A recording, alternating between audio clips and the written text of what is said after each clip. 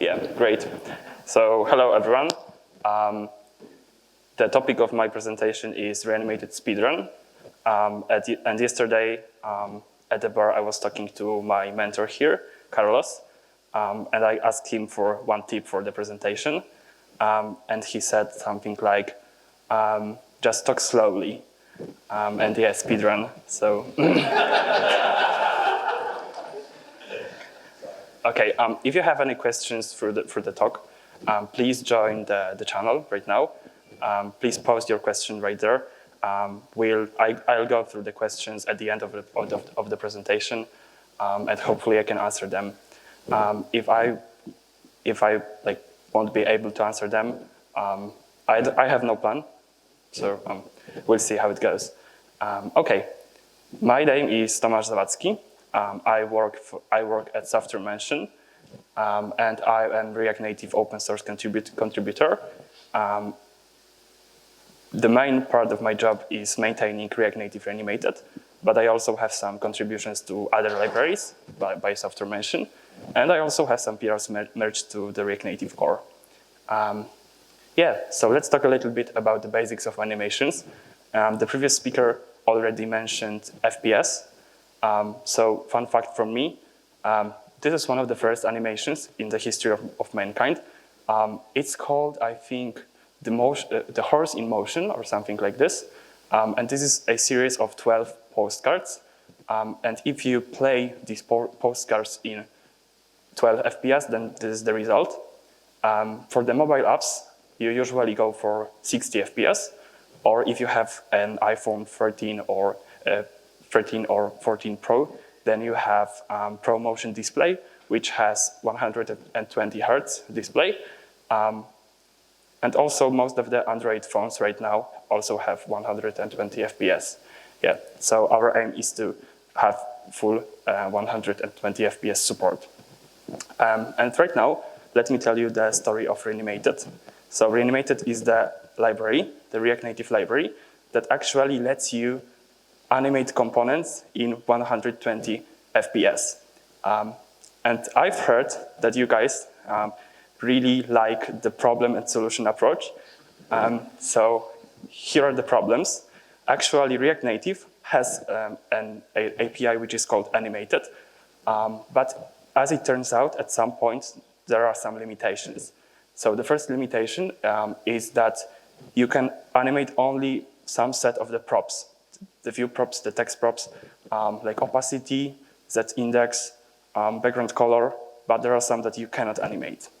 The other limitation is that you only have the basic types of nodes. So we can add two numbers, subtract them, you can have some conditionals, but nothing fancy, nothing more complex. And probably the worst limitation is the one that all the logic is executed on the JS thread. So for instance, if you have some event that originates from the UI thread, and then you need to react for this event, you need to make a jump from the UI thread to the JS thread. And it takes some time. And then after this jump, you have another jump because you still need to do the operation on the UI thread. So there can be some delay between the action and the reaction. So these are problems. And the solution is obviously Reanimated version 1. And this is Reanimated 1 code. As you can see, it uses some magic identifiers like cont, AQ, stop clock. Honestly, I don't know what they mean. But probably it would be more readable to use syntax like this. And this is what Reanimated 2 and Reanimated 3 actually allows you to do. So it allows you to implement animations as arbitrary JavaScript code. But here we have another problem. How do you execute arbitrary chunks of JavaScript code on the UI thread? Because the React Native spawns a new virtual machine of JavaScript, but on the other thread, on the JS thread. So we have a problem. And the solution is to create a secondary JS runtime that operates on the UI thread. And this is exactly what Reanimated does. Yeah, so here's the JS thread. And now imagine you have some expensive call that takes like 40 milliseconds to execute. If we only had the one virtual machine, this call would block the animation because there would be no update in the second and the third frame. And since we have the UI thread, we can execute some chunks of the JS code right there, and we have no delays, we have no lags. Okay, now let's go through some fundamentals of Reanimated. We have 3 types of primitives. So the first primitive is worklets. Worklets are like small JS functions that are very short to execute, which are actually run on the UI thread. In order to create a worklet, you just need to use this, I always forget the name, probably it's directive or something like this. You need to type worklet in the very first line of the function. So this function, this piece of code, what it does, it creates a worklet and then runs the code on the UI thread. Yeah, executing code is nice, but sometimes you need to have share some values because you have 2 separate contexts, one on the JS thread and one on the UI thread. But sometimes you have to pass the information from one to another. And this is exactly what shared values are for. These are kind of similar to useState and useRef in React Native. So if you type use shared value, then you create a shared value.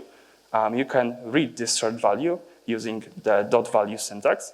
And you can also assign some new value or an animation.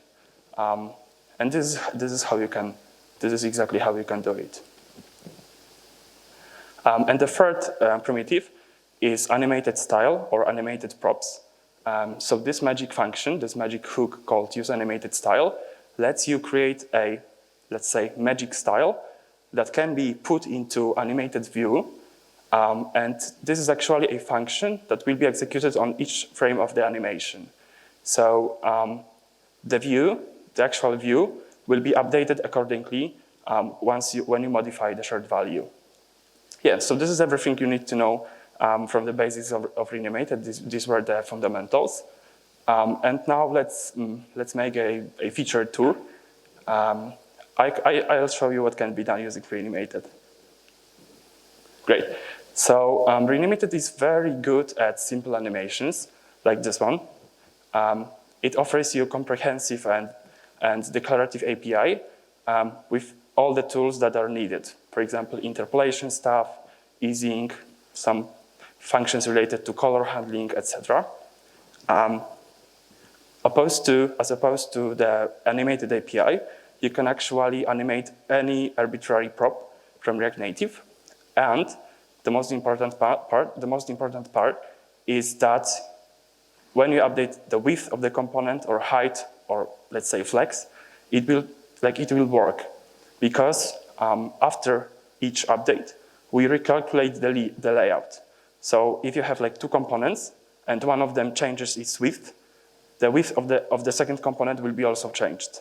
So we don't have to carry about those. Obviously, we have support through all platforms, maybe except for Windows and macOS, but so we have Android, iOS, and web support, and full 60 or 120 FPS support. Yeah. So when it comes to animations, we already have some predefined animations. For instance, with timing, which is like a linear animation from A to B. You can also add some easings to make the transition smooth. You can also have the spring effect or the decay effect. Apart from this, you can have a list of animations that will be executed sequentially, and you can repeat some animation for a certain amount of times or even infinitely. Yeah. Now let's go to scroll-based animations. We have one hook called useScrollViewOffset that lets you read the current offset of a scroll view, so we can use it in animation. And in this specific example, the width of this bar is actually calculated from the offset of this scroll view. Pretty cool, huh? Apart from this, we also have a hook called use animated scroll handler, where you can react to each event. So for instance, on scroll, on momentum start, on momentum end, every event is covered. Apart from scroll-based animations, we have gesture-based animations. And this is like a picture of me that Kuba took 2 years ago. And in this example, we have gesture handler, which is attached to this view, to this dot. And when you move the dot, obviously the dot needs to be moved, but also the picture is scaled and transformed accordingly. And the nice feature with gesture handler and Reanimated is that you actually have the integration of those, so we don't have to jump to the JS thread. So everything, every function, every callback here will be executed on the UI thread in the same frame where the handle event comes. So there will be no delay at all. Yeah, the next thing is keyboard-based animations. In Reanimated, we have a hook that returns the height and the state of the keyboard. Probably all of you really love keyboard handling in React Native, don't we? Yeah, so you can design cool animation based on the state and the height of the keyboard. We also have sensor-based animations. Usually in a phone, you have like 5 or even more sensors. You have accelerometer, gravity sensor, even things like magnetic field sensors, and you can easily create animations based on those. So let's say the vectors, the gravity vector, you can calculate some animation based on these. Apart from this, we also can handle events from other libraries. For instance, here we have pager view, and we can react to events from other third-party components on the UI thread. So again, there is no delay. And this can be used like with gesture handler, with scroll view, with pager view, even with things like map view and flat list. So when it comes to third-party components, you can actually not only handle the events from such components, but also animate some properties of such components. For instance, if you have some graphs in your application, you probably use SVG, React Native SVG, and there is an integration that lets you animate the shape of such, the width or height, some properties of such shapes using Reanimated. Here's probably one of my favorite examples, because we use gesture handler for handling events. We use gesture handler for handling events. Then we use Reanimated to calculate the color of this status bar. And then the header comes from React Native screens. So this is like 3 libraries in one demo, and all by software mention. Here's another example that uses map view. And in this case, we animate the zoom of the map view using Reanimated. So you can actually implement your own animations within the component. You can change the behavior of the component from the one that is provided by operating system. And speaking of integrations, obviously we have one with gesture handler, with screens, as you could see, but we also integrate with Expo.gl, so we can run your shaders on the UI thread. We also have integration with React Native Skia, so you can again do everything what Skia does, but like drive the animations from the UI thread. And we also have there is also an integration with Vision Camera that lets you use Reanimated with Vision Camera.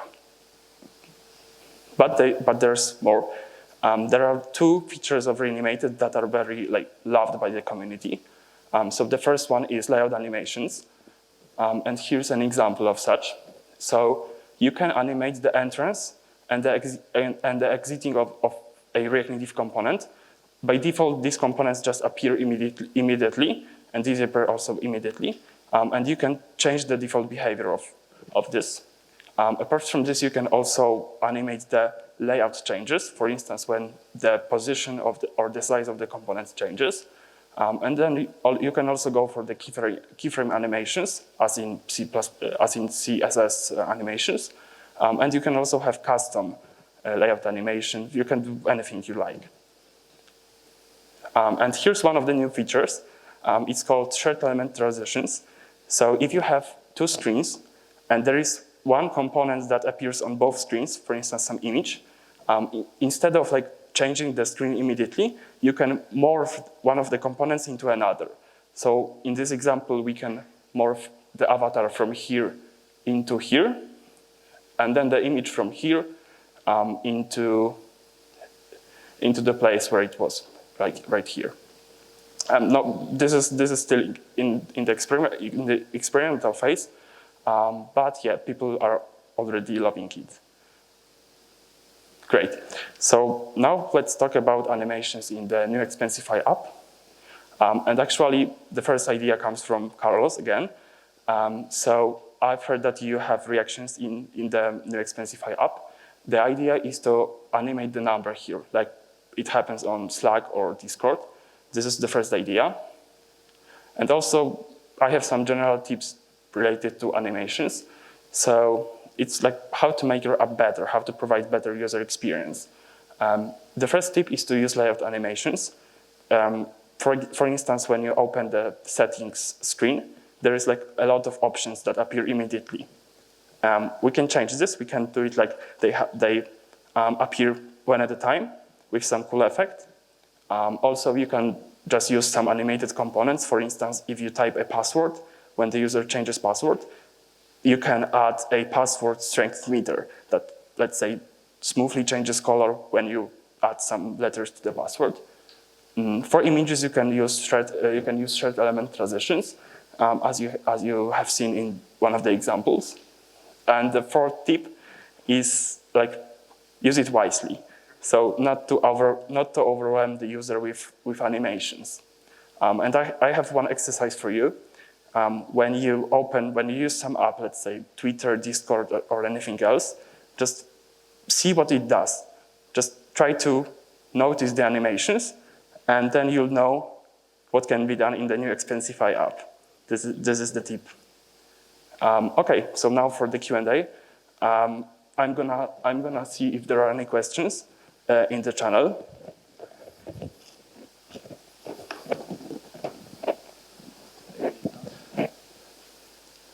Okay, so I got 15 reactions, but no questions. Are there animated reactions? Not really. Okay, so do we have any questions right here? Yeah.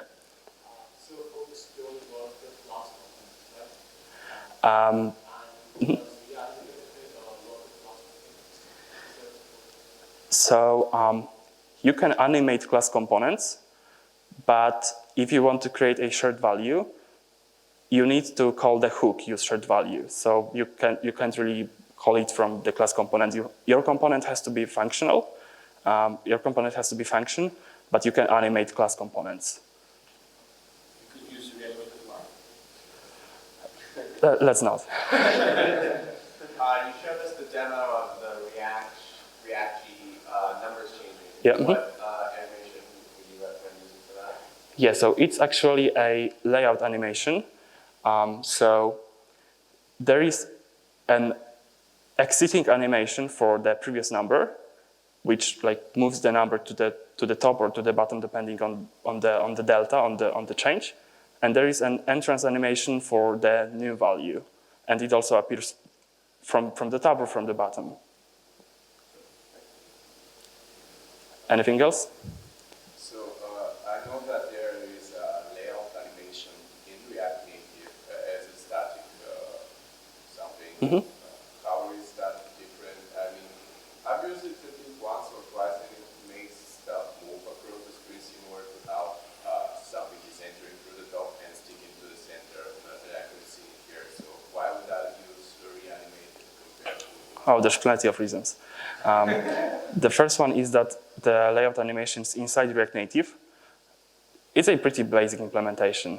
and the layout animation is actually applied to each component that changes. So we have no control over what is animated and what isn't. You can also use, you need to use the same animation for each component, so the API is like pretty limited. Yeah. So you mentioned keyframe layout animations. What's that? Yeah. So, are you familiar with CSS keyframes? Maybe. Yeah.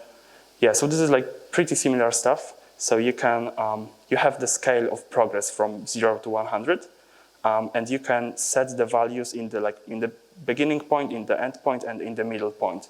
So you can actually like create your custom transition, custom layout animation using the keyframes. You don't have to come up with the numbers, with the formulas. You can easily like implement some move like, I don't know, that has 4 or 5 keyframes pretty easily.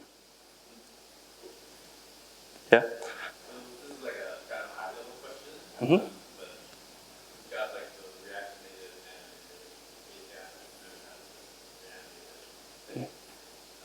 Why is that Reanimated not incorporated into the Reanimated core? And I'm sure a lot of people are probably really answering that, but I don't know. Maybe it will be someday.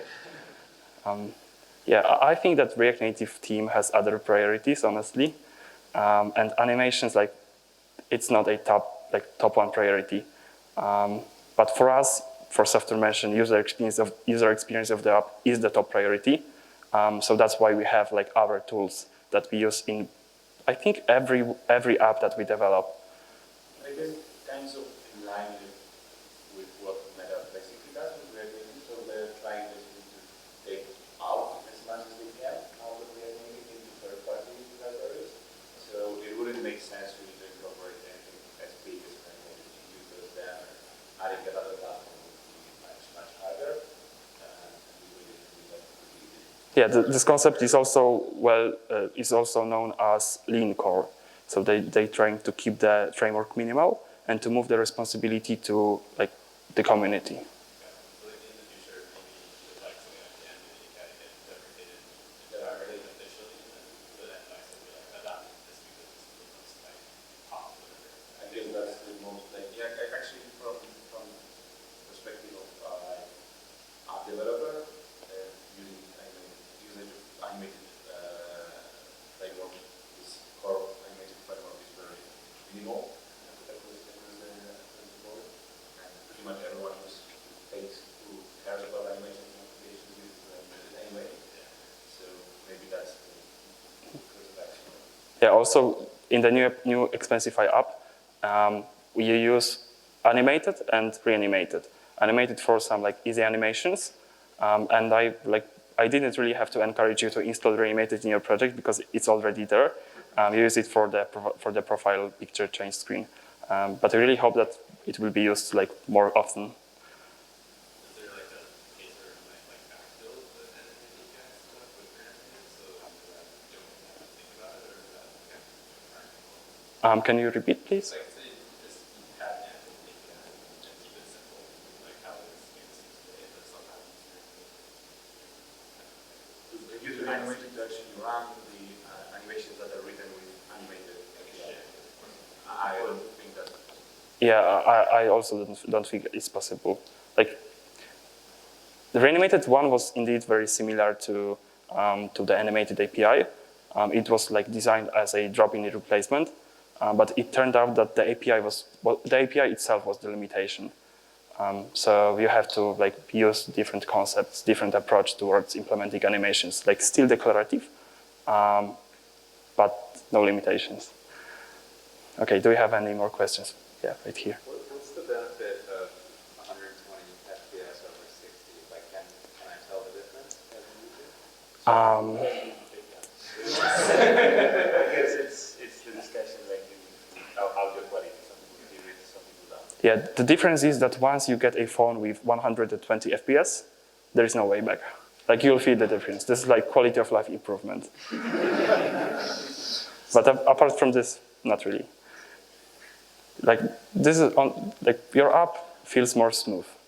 Phone feels faster. Yeah, twice faster to be exact. Okay, Okay, right here. How does it work on web where you don't have the extra UI thread? Pretty well, honestly. Indeed, in the web environment, we use the same virtual machine, and this means like it's easier for us because we don't have to carry the information to another context. We don't have to make the magic related to passing functions to secondary contexts. I think that on web the web browser has some tricks that let you change the shape or the position of the elements before the browser paints the changes, right? So it works pretty well, also in 120 FPS. Does the web thing use the web implementation? Does it use stuff like request animation framework? Yeah, exactly. This is the exact API that we are using. You mentioned animating SVGs and properties, but what about if could you animate a path rendering a path if the SVG changing dynamically? Would that animate? Yes, because in React Native SVG, the path is defined as a string. This is according to the specification of SVG. And since we have the JS virtual machine, it can do anything we want it to do. We can easily interpolate the string, put the numbers right there, and then use the whole string to change the prop of the SVG elements. People do it pretty regularly, I think. Right. That's great. Yeah, this is great for graphs and other types of animations. Yeah, right here. I know modern phones have lots of GPUs and hardware specifically for animation. Does Reanimated leverage any of that, or is it all automatically? Okay, you got me. It doesn't. And why? So React Native uses Yoga to calculate the layout of the elements. So if you have some cool layout in your application, it doesn't use the layout engine provided by the operating system. It doesn't use UIKit. Everything is position absolute. And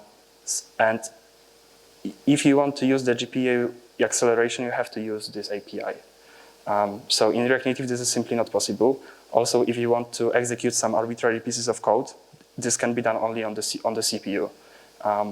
You would need to write shaders, something on the lower level to access the API that is provided by the GPU.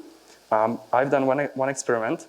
I was trying to calculate the spring animation because the spring animation is defined by some formulas, some physics formulas.